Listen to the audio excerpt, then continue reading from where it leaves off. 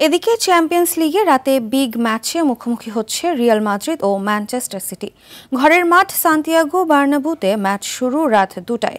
অন্যদিকে একই সময় টেবিল টপার আর্সেনালের প্রতিপক্ষ ক্লাব ব্রুগ আর অ্যাটলেটিকো বিলবাওয়ের লড়াই হবে পিএসজির বিপক্ষে। বিস্তারিত মাহফুজুল ইসলামের রিপোর্টে। সান্তিয়াগো বার্নাব্যুতে চ্যাম্পিয়ন্স লিগের অন্যতম জমজমাট লড়াই দেখার অপেক্ষায় ফুটবল বিশ্ব। গার্দিওলার ম্যান সিটির বিপক্ষে এই লড়াইয়ের আগে অবশ্য স্বাগতিকরা আছে কিছুটা ব্যাকফুটে।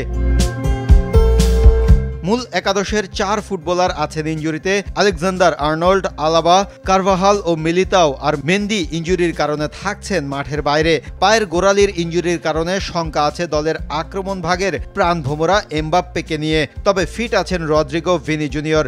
টেবিলের 6-এ থাকা রিয়াল চাইবে এই ম্যাচ জিতে নিজেদের অবস্থানের উন্নতি। এদিকে ম্যান সিটির ডেরায় প্রায় সব ফুটবলারই আছেন ফিট। সিটিজেন্সরা নিজেদের শেষ 5 ম্যাচের 3টিতেই জয় নিয়ে ফিরেছে।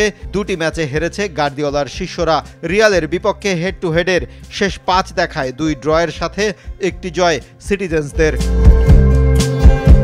এদিকে ক্লাব ব্রুগের বিপক্ষে মাঠে নামার আগে সব পরিসংখ্যান আর্সেনালের পক্ষে। টেবিলের শীর্ষে আছে ইংলিশ জায়ান্টরা। তবে গ্যাব্রিয়েল, হাভার্টজ সহ 4 ফুটবলারের ইনজুরি আর্সেনাল ডেরার বড় চিন্তার নাম। নিজেদের শেষ 5 ম্যাচের 3টি জয় এবং 1টি করে হার ও ড্র আছে আর্সেনালের নামের পাশে। অন্যদিকে বিলবাওয়ের ঘরের মাঠে পিএসজির পরীক্ষা। প্যারিসিয়ানদের রক্ষণের ত্রাতা আশরাফ হাকিমি ইনজুরির কারণে এই ম্যাচে থাকছেন মাঠের বাইরে। হেড টু হেডে 2 দল এর আগে 2বার মুখোমুখি হয়েছিল। সব দেখা হয়েছিল ইউরোপা লিগে। এবারের চ্যাম্পিয়ন্স লিগে পিএসজি আছে বেশ ছন্দে। 5 ম্যাচে 12 পয়েন্ট নিয়ে আছে টেবিলের 4 নম্বরে।